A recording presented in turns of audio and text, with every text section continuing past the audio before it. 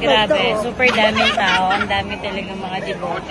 Grabe, ang sarap. Sarap sa feeling. Hi guys! So it's Miss Loreto. Nandito tayo ngayon sa Antipolo at kasama ko ang boyfriend ko.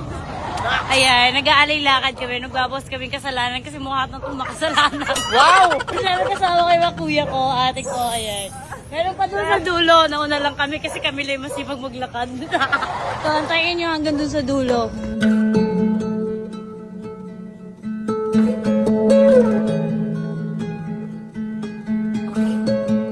Grabe ito mag-alay-lakad namin. Pawis na ako. Guys, so tapos na ako magdasal. So, inaantay ko lang yung mga kasama.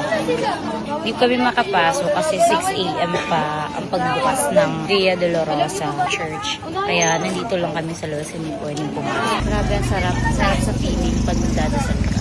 Nandito na kami sa Antipolo Cathedral Church kung saan dito talaga yung tapos ng alay-lakad. Grabe, super daming tao. Ang dami talagang mga devote. Magpipray muna ako sa loob.